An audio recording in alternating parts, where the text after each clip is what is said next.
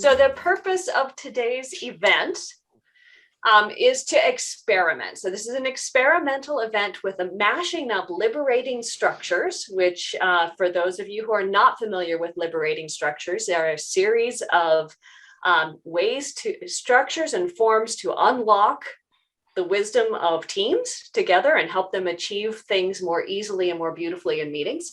And clean language, which I can't describe easily, but I know our guests can. So I'm looking forward to seeing that. We have 90 minutes all together, and our expert guests are marked with little crystal balls of amazingness. So Judy, Rees, and David, Heath, and Joe Badman, wave everybody. And if you need anything technically, I will be here with my hand, so you can pull me out of the chat easily and say, hey, help me out. If I know Judy and the team, you will have a lot of opportunity to hear from every other person in this room too, which is very exciting. And before I turn it over to them, I just want to mention that this particular event is taking place within the Meeting Innovation community. Now, if you just joined for this event, you may have missed some of what else is going on there. So I want to drop a link for you after the event. When you have a moment, go ahead and take a look. This community is a community dedicated to making it easy for teams to run successful meetings every day, which means we will look at things like amazing advanced facilitation, but we'll also look at things like technology and business results and what does it mean for a team leader to run a great meeting. So all kinds of opportunities to experiment. And if you want to lead an event like this, let us know. So that is open to you as well. And with that, I am going to turn it over to today's experiment leaders and mute myself and take it away. Take it away, Joe. Thanks so much. I was just about getting ready to take a sip of water and then realized that would have been the worst possible moment to do that. Hey, everybody, I'm so excited to be here with you this evening. So as Elise mentioned, this meetup is an opportunity for us to experiment with a combination of two really powerful facilitation tools, liberating structures and clean language. You don't have to be familiar with either of these approaches to kind of get a lot of value out of this session. This is an opportunity for us just to play together. Liberating structures are a collection of 33 alternative structures for facilitating meetings and conversations. And they're alternatives to the traditional microstructures that we see in groups and organizations. We're all familiar with presentations, managed discussions, status reports, open discussions and brainstorms, and those are fine, but sometimes they're either too loose or they're too constrained, and liberating structures try to embrace distributed control and involve more people in shaping what comes next. Now, clean language, on the other hand, is a precision inquiry technique, and it's a set of questions and a way of asking them, and it's a structure that forces you to really listen to what others are saying and to choose your next steps mindfully. Now, great meeting structures in and of themselves don't guarantee that people will collaborate really, really effectively. It doesn't happen by magic, or that people will immediately understand one another's point of view and their underlying assumptions. And David and Judy and I have been kind of messing around with how you might be able to use clean language as a means of getting more out of liberating structures. So that is our intention for this evening. In a moment, I'm going to hand over to David, who's going to introduce the structure that we're going to be exploring this evening. But before that, I'm going to tell you about the questions that we are going to be exploring. And I think that these are super relevant to everybody in this room, is my guess. And they are as follows. They're in the chat. So the questions we're going to be exploring are, what are the myths and metaphors about how we work together that are dying? And what are the myths and metaphors about how we work together that are being born? So with that in mind, I'm going to hand over to David, who's going to introduce us to the first structure for this evening. David, over to you. Hi, yeah, thanks, Joe. Thanks for that intro. Yeah, nice to meet everyone and great to be here. And I can, see some familiar faces amongst you as well. It's lovely to see you all. So I, throughout this sort of idea of exploring myth and metaphor, and I've had sort of very small amounts of experience with clean language, and I know clean language is sort of works in this mode of metaphor, which I find really interesting. And there are some liberating structures which sort of touch on the concept of metaphor and how it underpins things. So I'm just going to briefly share my screen for a moment, just to sort of show one illustration. So in fact, I am going to get another page. So there are sort of two interrelated liberating structures in the repertoire of liberating structures. One is called eco-cycle planning, and this is a kind of visual metaphor that can be used to think about many different things. You can use it to explore services that an organization offers. You could use it to explore relationships. You could use it as an individual to reflect on your own work. It's very versatile, and it basically uses this metaphor of an ecological cycle from sort of birth, growth, maturity, and creative destruction, and sort of goes through this sort of life cycle, and it actually has origins in work that was done by ecologists, a guy called C.S. Holling, and he actually explored this idea that there are these sort of nested sets of ecocycles kind of that flow into one another at different layers in an ecosystem. So he was studying sort of biological ecosystems, rainforests and natural ecosystems, and trying to understand how they function and change over time.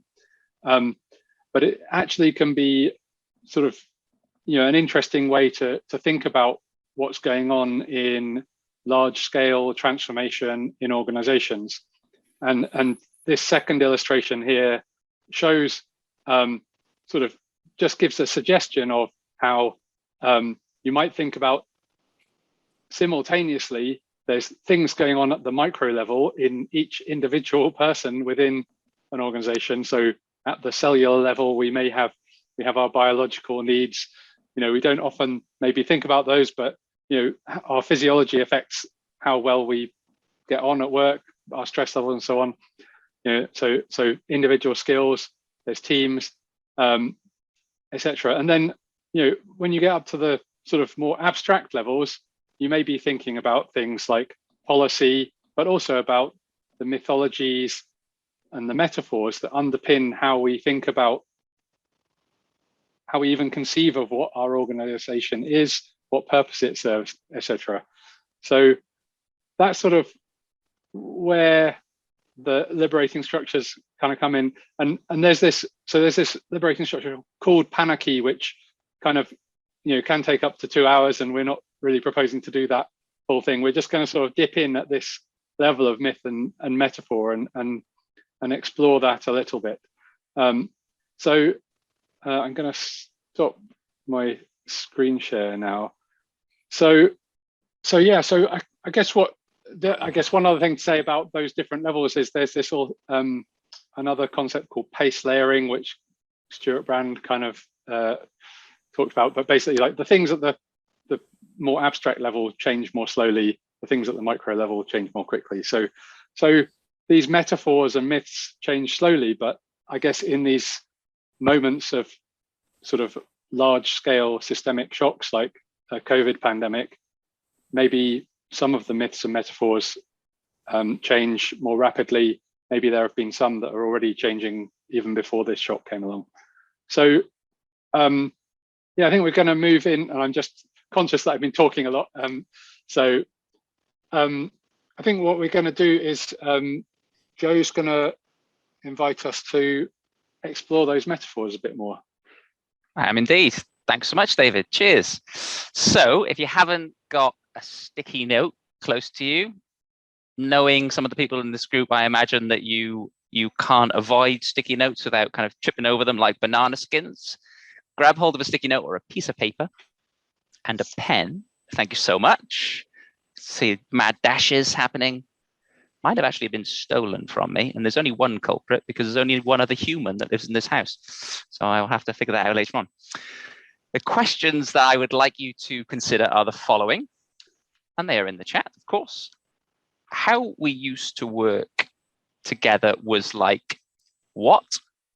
And how we will work together in the future will be like what? I would love it. I would be delighted if you would draw your answers on a sticky note. And I'm going to give us 5 minutes to do this. We'll work together but alone. And then when we come back, we'll have a look at some of the examples. So I'll set a timer for 5 minutes. And I guess we're not looking for artistic excellence, but rather anything goes, really.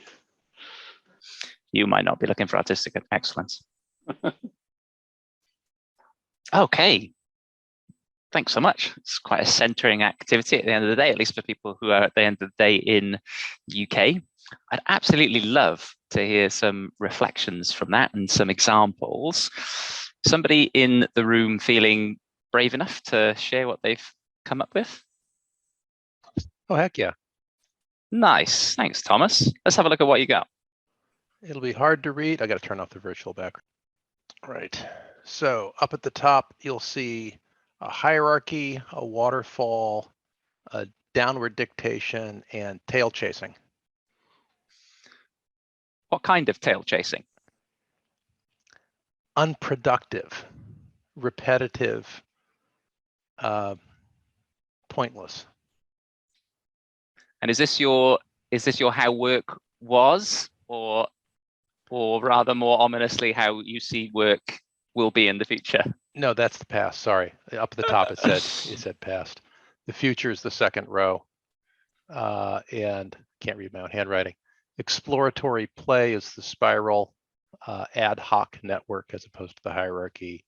Series of sprints is the little spirals chasing each other, and then accountable loops where people set and meet expectations. Nice.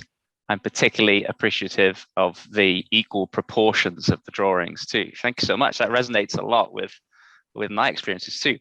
Who else feels motivated to share with us? I can see some smiles. Anybody willing, just with a hand? Karen's got a raised hand. Oh, brilliant. Thanks so much. Karen. Hi. Well, I think Thomas said a lot of it far more elegantly than my images may portray it, but it actually is fairly much the same thing.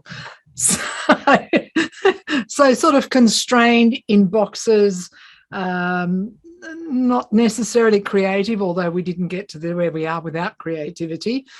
So that's one view. And then this is more about people sort of coming and going, more freedom, and the blue around is actually living more in the cloud, if you like.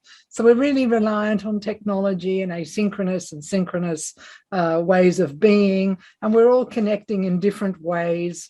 So it'll challenge the way that we lead, the way that we see teams, the way that we interact between teams. Whereas here it was all a bit expected and sort of that very industrial revolution style of thing. So we're in this, I think we're in the middle of it all, but anyway, so that's me. Lovely. Thank you so much. That was really, really rich. I think we've got time for maybe one more. Judy will shake her head if I'm not quite right. I think we've got time for one more. Jan, I think you got your hand up first. Love to hear from you too. Right. Well, I'm not a copycat, but here's my oh, check it out. Box. For, the way it was, and it's even more constrained because it's this way up. And then it's not a very good pitch, but this is a kaleidoscope. How we'll for the future. Is there anything else about? We can look in. Sorry? No, I was going to ask, is there anything else about the kaleidoscope? You do a slight perspective change and everything looks different. And there's constant change. What kind of perspective change? What you see looks completely different, even though it's got the same components. Thanks so much. I'm amazed that you've all got access to such a varied stationery. Got all the colours in the rainbow. Isaac. Karen's got half an artist studio. Isaac, I've got one more hand. I'm going to come to you. Love to hear from you too. Sure. Let me lower the hand. Right, so here we go. Well, I guess all of our brains are different, aren't they? All right, you see this? This would be the beginning. Everybody, this is where I am now. Everyone's always running to each other, having one-on-one meetings or having to get in a huddle. I think in the modern era of Zoom, we have more meetings, not less, more silo conversations, not fewer. And so ideally, I'm a fan of documentation. I feel like at some point we will all rely on a common source of documentation where everybody puts their information and gets what they need. At least it's a dream. I think it's an ideal that will probably never be reached, but I think it's interesting because I don't see sustainability in what we're doing today. So hopefully you can see that. Thank you so much. Yeah. I observed many nods, even some applause. Thanks so much, Isaac. I really appreciate you sharing. Sure. Hey, Judy. Okay, I'm going to hand over to you. Oh, now it's going to get really interesting. This is where the clean language bit comes in, because we've been talking about metaphor already. Now, clean language questions are optimized for finding out about the metaphors that people are using in their thinking and in their language. So one of the interesting things about metaphor is it's the native language of the unconscious mind, the very stuff of thought. And clean language questions intentionally focus attention on these unique and different metaphors that everybody has. And what you've drawn, we're going to use as examples of metaphors to explore. Here's how it works, and you've already heard Joe do a little tiny demo.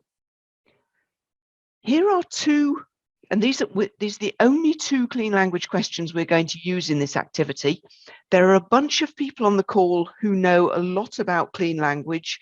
They might choose to use some other clean language questions. There are only about a dozen in the world, but we're only going to use these two if you're new to clean language. These two questions, I've just put them in the chat. What kind of X, and is there anything else about X? And X stands for one of the other person's words. And it could be one of the first thing they said or something they said in the last sentence. You can choose anything they say to ask about. And in the activity we're about to do, the idea is to use only these questions when you're the questioner and no other words. So just these two questions and the other person's words. Jan, can I do a lightning quick demo with you? Because I think you know the drill. Is that okay? Yes. Thank you. So I'm assuming that I'm the only Jan. Jan with the kaleidoscope. You've already done a little tiny demo with Joe, but let's go a little bit deeper. You said the way we will work together in the future is like a kaleidoscope. What kind of kaleidoscope? A large one, so you can see the different aspects of the screen. And is there anything else about large? It's so the images can be shared easily. What kind of shared easily? For collaboration. Mm-hmm. Seeing something and being able to elaborate on it or develop other ideas from what you see. Mm-hmm. And is there anything else about kaleidoscope? It's hard to capture a particular image, but at least nowadays we have screenshots and other technology, mobile phones. So if someone goes, that's it, quick, snap. Thank you. Brilliant demonstration, and also a brilliant precursor for an activity we're going to do later on in the call, where we're going to go grab our phones and go snap. So this is going to be really interesting. So thank you very much for that quick demonstration. I'm turning to the instructions, and I think that it is Joe that's going to officially give, oh no, it's me giving the instructions and Joe driving the breakouts. That's right, isn't it? Okay, so here's what's going to happen. Is you're going to be put into groups of about 3, and you're going to have about 5 minutes each in each of 3 roles. The questioner, the person being asked the questions, and an observer stroke note taker. So you've got a choice and you take a turn in each of those roles. Now, the total time will be 15 minutes. That probably means about 3 or 4 minutes in each role. You get to divide the time yourselves in a group. It's okay if not everybody does all roles, but it's ideal if everybody gets to turn in all roles. You get to choose, when you're being asked the questions, you get to choose whether you do your past, mine was a prison, or your future, mine was little spaceships zipping about. You get to choose, but you'll find it's more fun to go for the future one. So it's entirely up to you, but if you want to enjoy yourself more, go for the future. Does the activity make sense to everybody? You simply, so the questionee briefly tells about what they're drawn. The questioner uses the questions to find out more. Go for 3 or 4 minutes, then swap roles. Can we dive in? I've shared the questions in the chat. While Joe lines up the breakout groups, I'm just going to share the mechanics in the chat as well, just in case there's any doubt about exactly what you're supposed to be doing, because the chat will, I think, now sustain into the breakout rooms. So can I just add one thing, Judy? I think after the trios, we're going to invite people to go into groups and invite the note takers to share some observations. So that's sort of the role of the note taker is you'll be asked to share some observations in the next bit. Good spot. So make some notes when you're the note taker. Okay, so I think we're ready to go. There's a couple of 2s because a few people have jumped in and out. If the breakout room numbers decrease because people have to leave, I'll just move people around in the background. So I apologize in advance if you get hoiked out of one and moved to another. Enjoy. See you in about 15 minutes. Excellent. Kapow. Welcome back, folks. Great. People have got smiles on their face, which is usually a good sign. But we have come to a point where virtual fatigue is probably setting in. So we need to step away from the screens, move around a little bit, have a stretch. So I'm going to invite you to do that. We're going to do that in 3 minutes. If Judy, if you wouldn't mind setting a timer, if that's okay, on the screen. We're going to take 3 minutes, turn your microphone off, turn your camera off, step away from the screen. But as you do that, while you're stretching, I would like you to take a photo on your smartphone, assuming that you have such a device, of the notes that you've taken. And when we come back, we're going to have some fun trying to upload those to Mural. So while you're taking a stretch break, take a picture. Photo the drawing, right? Not the notes. The drawing. Thank you so much. Language is important, as we are discovering this evening. Definitely of the drawing. And we'll come back in 3 minutes. See you soon, folks. But welcome back, folks. Hope you enjoyed that as much as I did, and that you enjoyed your breaks. David, what we're going to do next? Cool. Yeah, somehow we're going to upload the pictures to a mural board.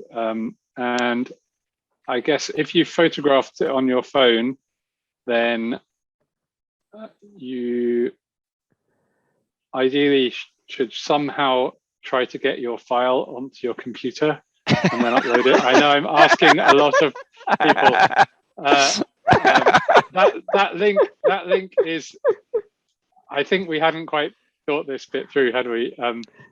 There's a bit.ly link. That might be a bit easier. Yeah. I was just. I don't know whether you can. I don't know whether you can actually open Mural on your phone. You can.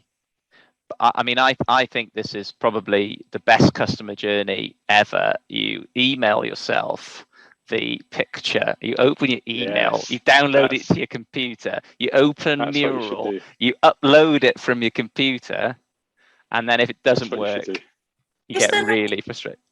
Is there a WhatsApp we could send it to? Stunned silence. Don't think so. Okay. But that's not a bad idea for future though, Jackie. Well, it's the fastest way to send photos, I think. And sorry, we're you know. I would agree. So I guess not. Yeah, if somebody's managed to get theirs on there. Don't worry about it. I'm going to try and do mine. Thomas has managed to get his on there. Well done. It's and, in. Another one we saw earlier has got on there. And it says it's pausing, so I can't upload. I think we'll have to live with that, Jan.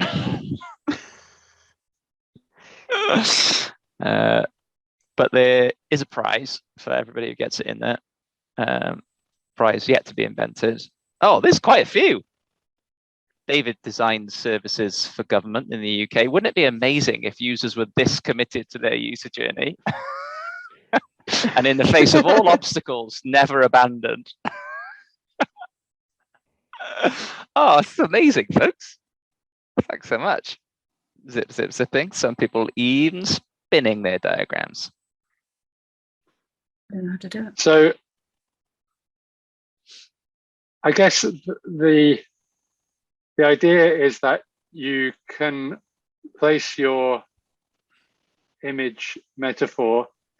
So with the eco cycle, there's not like a right or wrong answer about where it goes. It's kind of a subjective judgment based on what meaning it has to you at the moment. And I guess with metaphor, I don't know, it's an experiment, but so I guess you can sort of place it where you feel is most appropriate. It could be, I guess for the future ones, they're all kind of maybe in the birth or even the gestation. Maybe it's like a new idea that's never been tried. Maybe it's kind of already somewhat established. Maybe some of these sort of networked self-organizing modes exist. The future is here, but not evenly distributed. I can't remember who said that, but it's kind of, there's a button that you can press to turn off all the pointers, isn't there? But I can't remember what it is. Don't show me cursors. Yeah, that's easier. So I think we can maybe just take a moment to enjoy seeing everyone else's drawings, and there they are. Does anyone have a sort of question or thought about where they think their metaphor belongs in this life cycle? I didn't quite follow the life cycle when you were. Yeah, maybe I should just screen share for a moment just to explain the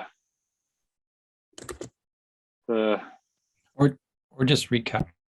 Yeah, so I guess the gestation part is things that are maybe just new ideas but haven't really come to life. So, and that sort of in the sort of agricultural metaphor represented by the acorns or the seeds that haven't yet sprung into life. And then as things go start to come to life, there's the sapling that springs out.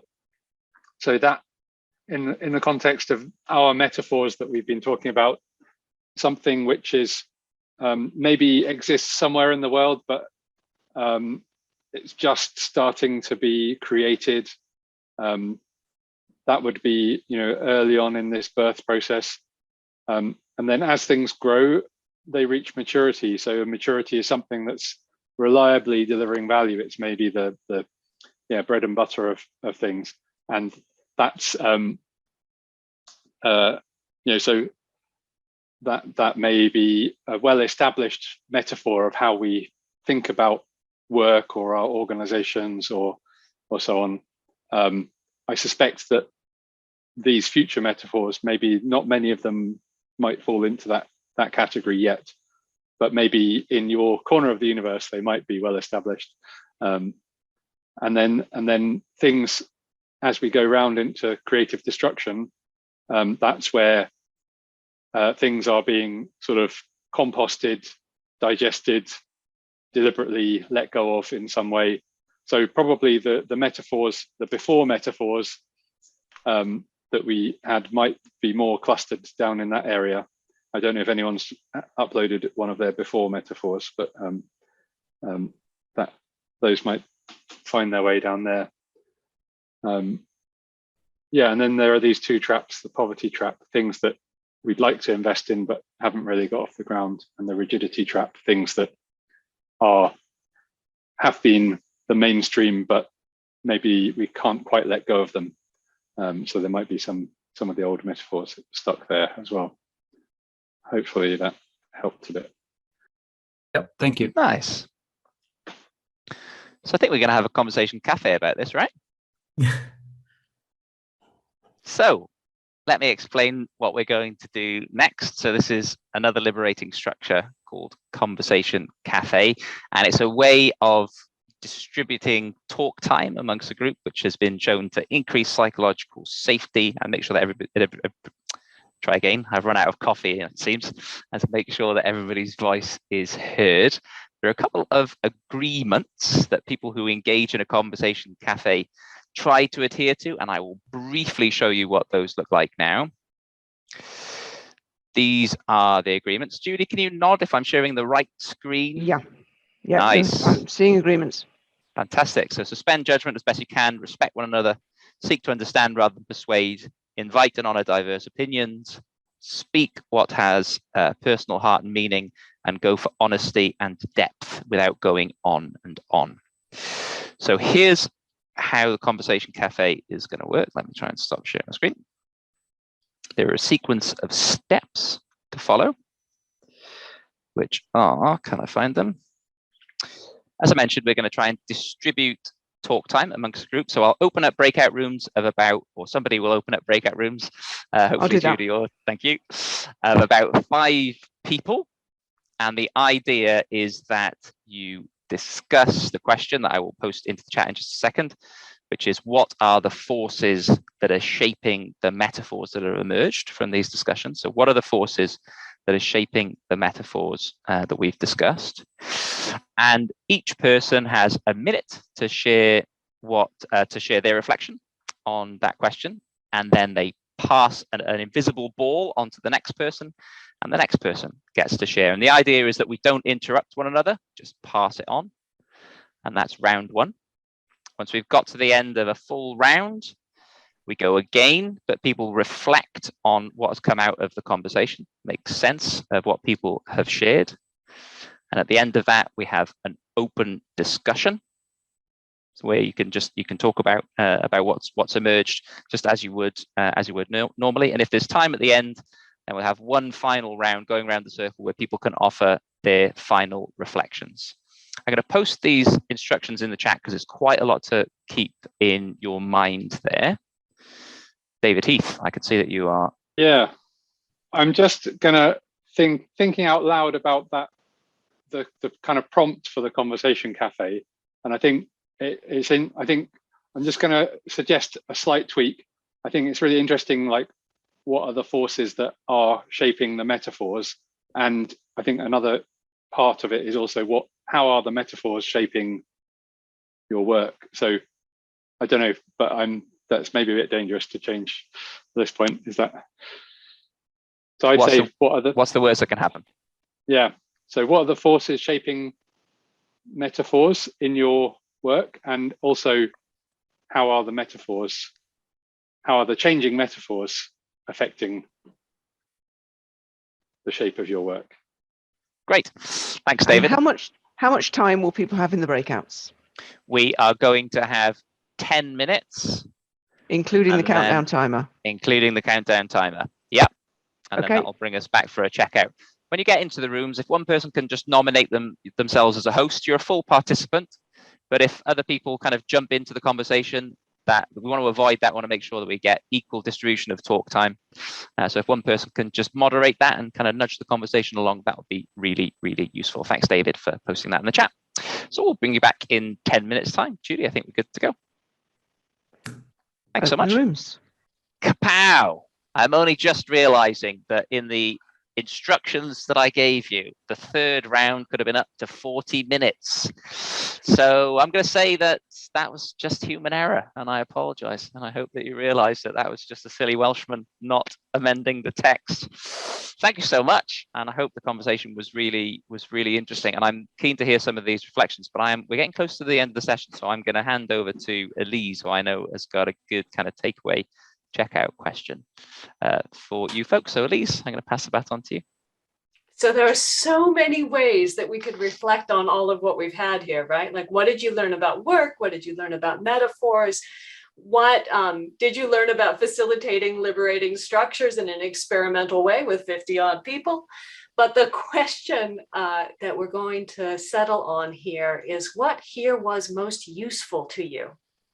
And I would love to do it in this way. So we call this the bottom line up front.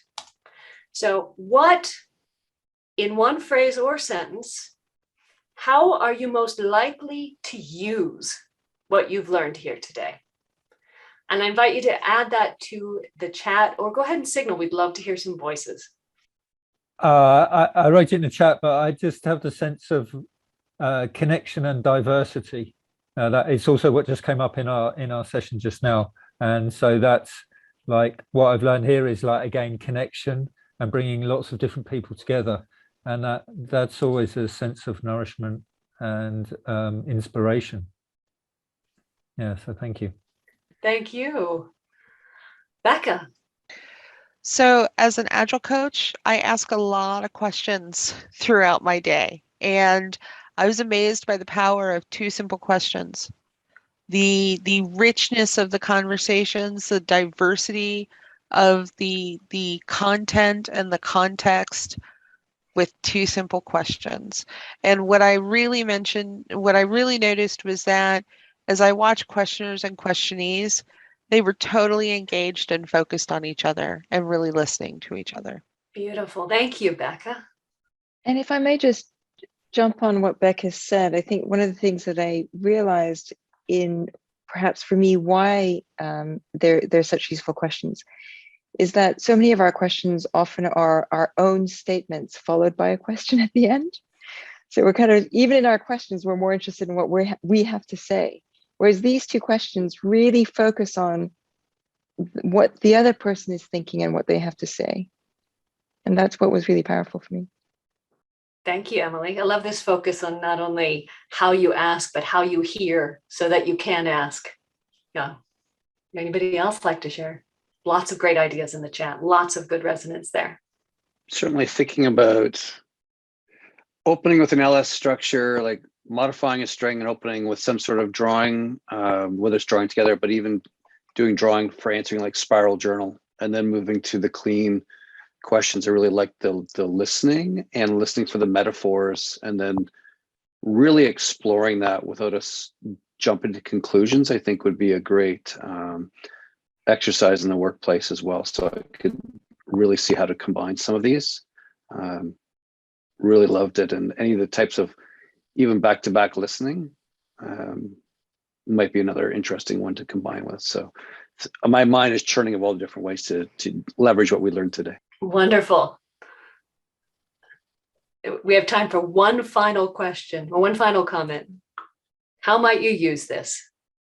I really like the fact of putting together liberating structures and clean language, because liberating structures is a way to free people potential, but sometimes we tend to use metaphors that have behind a structure of power that we don't see. So the more you question about the metaphor, the more you are able to understand what kind of power is behind your idea of future, of work, of everything. So it's really a good way to spot the structures of power.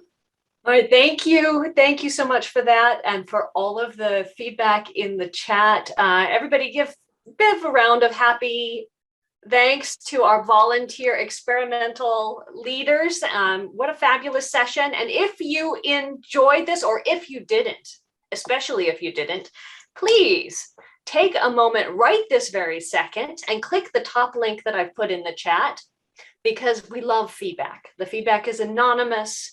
We aggregate the feedback and then we share back with our presenters, because the whole point of this community is to learn. And we learn both from doing and, more importantly, for reflecting on what was done and then getting a good night's sleep so it can, cook in your brain and all of that. So please, please, please open it right now and leave the feedback, because if you go away, you will not do it. I know you won't. And then in the next week, here's what you can expect. An edited version of the recording will be posted in the community where you can see it. And next week we have more events. So if you would like to join us to draw together, we'll be experimenting with Pickles, which is a new platform, and sharing some feedback with the founder of that platform about how creativity and drawing might be used in the workplace. Later on in the month, Miriam Hadness, who runs the fabulous Never Done Before community, which brings together facilitators from across the world to experiment, will be talking about what the heck that's like. How do you, as a self-proclaimed control freak,